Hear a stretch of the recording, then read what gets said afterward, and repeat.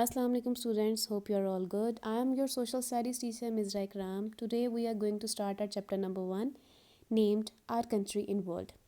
So students, ये chapter हमारा geography section से है. Let's study. First of all, we have some short question answers. Question number 1 है what is relief map? Relief map क्या है या relief map क्या show करता है? Answer is a relief map is showed usually by means of different colors, the height of the land above sea level. Relief map हमें मुख्तलिफ रंगों के ज़रिए ज़मीन को यानी कि लैंड को शो करता है कि उसका सतह समुंदर से किसी भी ज़मीन की हाइट क्या है, या इसके अलावा it also shows rivers, lakes and other geographical features. इसके अलावा रिलीफ मैप हमें ये दिखाता है कि कहाँ कहाँ किस किस लोकेशन पर दरिया हैं, कहाँ झील है, या दूसरे जोग्राफिकल फ़ीचर्स के बारे में बताता है. जैसे अगर कहीं पर लैंड हो तो उसको ग्रीन कलर से या ब्राउन कलर से शो किया जाता है, और अगर कहीं पर वाटर हो तो उसे ब्लू कलर से शो किया जाता है. क्वेश्चन नंबर 2 है where are most Islamic countries located, why are they in this part of world. Islamic countries कहाँ कहाँ हैं और why are they in this part of world, और वो दुनिया के उस हिस्से में क्यों हैं. The answer is most of the Islamic countries are in Asia and in Northern Africa. ज़्यादातर जो इस्लामी ममालिक हैं वो एशिया और नॉर्दर्न अफ्रीका में हैं. They are part of Islamic world. वो इस्लामी दुनिया का हिस्सा हैं. इस्लामी दुनिया यानी इस्लामिक वर्ल्ड की जो टर्म है वो मुस्लिम ममालिक के लिए इस्तेमाल की जाती है, यानी जितने भी मुस्लिम ममालिक हैं उनको इस्लामिक वर्ल्ड भी कहा जाता है. तो ये इस्लामी दुनिया का हिस्सा है क्योंकि they are close to Saudi Arabia, क्योंकि ये तमाम ममालिक सऊदी अरेबिया से नज़दीक तरीन है. क्वेश्चन नंबर 3 है in which part of the world where are no Islamic countries. दुनिया का वो कौन सा हिस्सा है जहाँ पर कोई भी इस्लामी मुल्क नहीं है या इस्लामी ममालिक नहीं है. There are no Islamic countries in America and Australia. तो अमेरिका और ऑस्ट्रेलिया की रेंज यानी कि उसके इर्द गिर्द कोई भी इस्लामी मुल्क मौजूद नहीं है. क्वेश्चन नंबर 4 है why Punjab has highest population in the country. Punjab की आबादी सबसे ज़्यादा क्यों है. Punjab has very fertile land. Fertile कहते हैं जरखेज़ को. पंजाब की जो ज़मीन है वो बहुत ज़्यादा जरखेज़ है.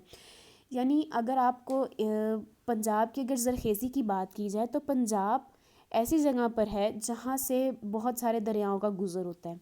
तो जब किसी जगह से दरियाओं का गुज़र होता है तो वहाँ की जो ज़मीन है वो बहुत ज़्यादा ज़रखेज़ होती है, और उसी ज़रखेज़ी की वजह से वहाँ पर फसलें उगाई जा सकती हैं, और सिर्फ फसलें ही नहीं बल्कि इंडस्ट्रीज़ भी लगाई जा सकती हैं, और इसी इंडस्ट्रीज़ की वजह से या फसलें उगाने की वजह से लोगों को रोज़गार मिलता है. तो ऐसी जगहें जो बहुत ज़्यादा ज़रखेज़ होती हैं वहाँ पर पॉपुलेशन भी बहुत ज़्यादा होती है. सो यही रीज़न है कि पंजाब की पॉपुलेशन बहुत ज़्यादा है. क्वेश्चन नंबर 5 है what is mean by desert. यानी सहरा से क्या मुराद है या सहरा क्या है. Answer is the areas where nothing or only tough plants can grow are called deserts. वो एरियाज़ जहाँ पर कोई भी प्लांट ग्रो ना किया जा सके, या अगर कोई प्लांट ग्रो हो तो बहुत ज़्यादा टफ़ प्लांट्स हों, जैसे कि कैक्टस. ये भी मतलब बहुत ज़्यादा वैरायटी में नहीं होते. कैक्टस जैसे जो पौधे होते हैं सिर्फ वही ग्रो हो सकते हैं डेजर्ट में, क्योंकि कैक्टस अगर देखा जाए तो नेचुरली ऐसा पौधा है जिसके लीव्स बहुत ज़्यादा मोटे होते हैं, और ये अपने अंदर पानी को स्टोर करने की ताकत रखते हैं. इनके अंदर सलाहियत होती है कि वो पानी को स्टोर कर सकते हैं, और इनकी जो रूट्स होती हैं वो दूर दूर तक ज़मीन में फैल जाती हैं पानी की तलाश में. इसी वजह से ऐसे प्लांट्स जो कि टफ़ हों वही डेजर्ट में ग्रो किए जा सकते हैं. क्वेश्चन नंबर 6 है what is mean by plain areas. Plain areas कहते हैं मैदानी इलाकों को. तो प्लेन एरियाज़ क्या हैं. The area of flat land at lower levels is called plain areas. Lower levels पर जो हमवार सतहें होती हैं उन्हें प्लेन एरियाज़ यानी कि मैदानी इलाके कहा जाता है. क्वेश्चन नंबर 7 है what is mean by plateau. Plateau क्या है. प्लाटो कहते हैं सतह मुर्तफ़ा को. The area of flat land above sea level. समुंदर की सतह से ऊपर का जो एरिया है, यानी कि समुंदर की सतह से ऊपर की जो हमवार ज़मीन है वो प्लाटो कहलाती है. क्वेश्चन नंबर 8 है what is mean by mountains. Mountains क्या हैं. Mountains are highest lands. Mountains कहते हैं हाईएस्ट लैंड्स को, यानी कि ऐसी सतह या ज़मीन का ऐसा किता, ऐसा टुकड़ा जो कि ज़मीन की सतह से ऊंचा हो, जिसकी सतह जो हो पथरीली हो, नोकीली हो, यानी कि जो बहुत ज़्यादा हार्ड हो, तो ऐसे एरिया को हम माउंटेन कहते हैं। There is no fixed height at which a hill becomes a mountain. अब माउंटेन की कोई हाइट फिक्स नहीं कही जा सकती, डिफरेंट हाइट के माउंटेन्स होते हैं, या आप ये नहीं कह सकते कि मिनिमम इतनी हाइट का होना चाहिए, लेकिन एक अप्रॉक्सीमेटली अगर बात की जाए तो 2000 टू 3000 मीटर्स की जो सतह है वो माउंटेन कहलाती है। क्वेश्चन नंबर 9 है right name of south Asian countries. South Asian countries के नाम लिखने हैं या उनके नाम बताने हैं। The name of south Asian countries are Bangladesh, Bhutan, Nepal, Maldives, Pakistan and Sri Lanka. Question number 10 है what are names of neighbouring countries of Pakistan. Pakistan के हमसाया ममालिक के नाम बताने हैं, पाकिस्तान के जो नेबरिंग कंट्रीज़ हैं वो। The answer is Iran, India, China, Nepal, Maldives, Afghanistan, Bhutan, Bangladesh, Kazakhstan and Uzbekistan. Question number 11 है right name of mountain ranges. Mountain ranges कहा जाता है पहाड़ी सिलसिलों को, तो पहाड़ी सिलसिलों के नाम बताने हैं। The name of mountain ranges are Himalayas, Karakoram and Hindu Kush. So students, अब हमारे पास आ गया है लॉन्ग क्वेश्चन। क्वेश्चन नंबर 1 है right a brief note on geographical terms any 4। तो कोई सी 4 जोग्राफिकल टर्म्स के बारे में हमने बताना है। तो सबसे पहले है हिल्स। हिल्स कहते हैं पहाड़ी को। These are lands above sea level. ये ज़मीन का वो हिस्सा है जो सतह समुंदर से ऊपर होता है, but not as high as mountains. अब सतह समुंदर से ऊपर की सतह को हम लैंड कह देते हैं या हिल्स कह देते हैं, लेकिन हिल्स यानी कि जो पहाड़ियाँ हैं वो इतनी ऊंची नहीं होती जितने माउंटेन्स यानी कि पहाड़ होते हैं। They are generally covered with vegetation such as grass, trees और farm crops on terraced fields. पहाड़ियाँ आमतौर पर वेजिटेशन से कवर होती हैं, जैसे कि आप ग्रास कह सकते हैं, ग्रास होता है इनके ऊपर नज़र आएगा पहाड़ियों के ऊपर, ट्री मौजूद होते हैं और डिफरेंट फार्मिंग क्रॉप्स होती हैं। नंबर 2 है प्लेन्स यानी कि मैदानी इलाके। These are areas of flat land at lower levels. Lower level पर जो हमवार सतह है उसे मैदानी इलाका कहा जाता है। Some are at sea level. कुछ मैदानी इलाके तो ऐसे होते हैं जो कि समुंदर की सतह के बराबर आते हैं और स्लाइटली हायर, और कुछ ऐसे होते हैं जो थोड़े से ऊंचे होते हैं। The plains are important as this is where most farming take place. Plains इसलिए भी इम्पॉर्टेंट हैं, यानी मैदानी इलाकों को इसलिए भी अहमियत हासिल है क्योंकि ये वो इलाके हैं या ये वो जगह हैं या मकाम हैं जहाँ पर फार्मिंग की जा सकती है, यानी फसलें उगाई जा सकती हैं। नेक्स्ट पॉइंट है लेक्स। लेक्स यानी कि झीलें।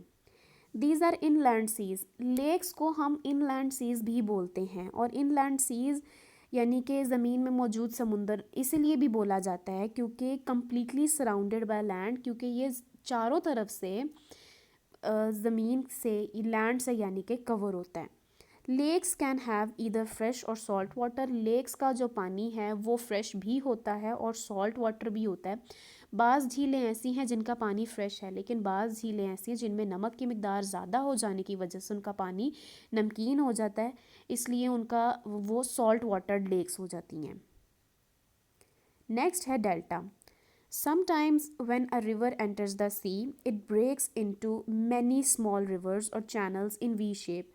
बाज़ जब रिवर यानी कि दरिया समुंदर में दाखिल होता है तो it breaks into many small rivers, तो उस वो जो है मुख्तलिफ़ तरह के दरियाओं में तकसीम हो जाता है या मुख्तलिफ़ शाखों में बट जाता है और एक वी शेप बना देता है। The land here can be very fertile. तो यहाँ की जो ज़मीन होती है वो बहुत ज़्यादा ज़रखेज़ होती है, और उसकी ज़रखेज़ी की वजह क्या है, रीज़न क्या है? Because of the mud brought down by the river. क्योंकि उसकी ज़रखेज़ी की वजह वो मिट्टी है जो मुख्तलिफ़ दरियाओं की लाई हुई होती है, यानी जब डिवाइड होते हैं ये डिफरेंट चैनल्स में या डिफरेंट रिवर्स में, तो मुख्तलिफ दरियाओं की जो लाई हुई मिट्टी होती है वो वहाँ पर जब इकट्ठी हो जाती है तो वो ज़रखेज़ी को बढ़ा देती है। But it is also very liable to flooding, लेकिन यहाँ पर सैलाब का ख़तरा भी बढ़ जाता है। सो स्टूडेंट्स, यहाँ तक तो हमारा सब्जेक्टिव पार्ट था। अब आते हैं अपने ऑब्जेक्टिव पार्ट की तरफ। पहले हमारे पास ब्लैंक्स हैं तो इनको स्टडी करेंगे। अब नंबर 1 है Pakistan is in the dash of the subcontinent. Pakistan subcontinent के नॉर्थ वेस्ट में है। Number 2, northern part of the subcontinent are up to almost dash metres 9000 metres. Number 3, most of the water in northern parts of the subcontinent comes from the river system dash and dash। पहली blank में आएगा Indus और second में आएगा Genghis. Genghis कहते हैं गंगा को।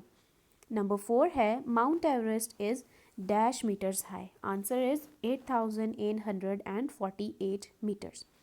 Number 5, the dash desert is in the Indus valley. Answer है थल। सो नेक्स्ट है हमारे पास ट्रू फॉल्स। नंबर 1 है the highest point in mount Everest in India. India में सबसे हाईएस्ट पॉइंट माउंट एवरेस्ट है, तो इसका आंसर गलत है, यानी कि फॉल्स। नंबर 2 है सब is Latin word meaning green part. सब एक लातीनी लफ्ज़ है जिसका मतलब ग्रीन पार्ट है, तो आंसर है इसका false.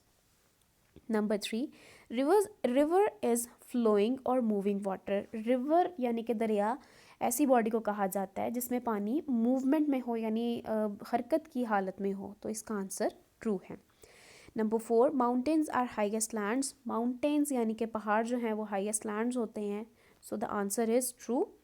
Number 5, Mount Everest is 8848 metres high. Answer है true. Now we have some few of MCQs।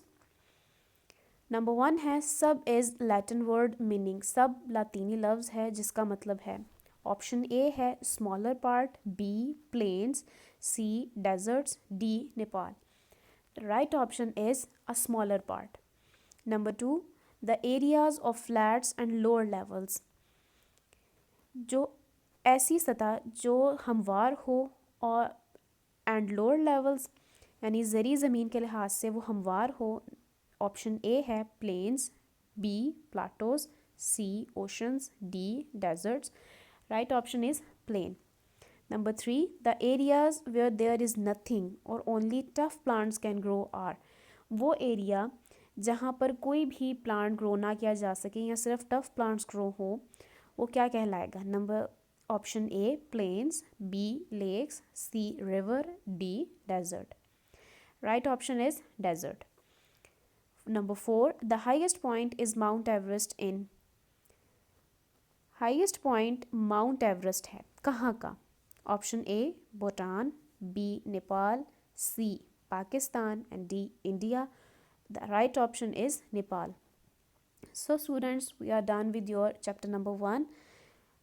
यहाँ तक आप लोगों की वर्किंग थी। होपफुली आप लोगों को समझ में आया होगा। इसकी प्रैक्टिस करें और इसे अच्छे तरीके से याद करें। अल्लाह हाफ़िज़।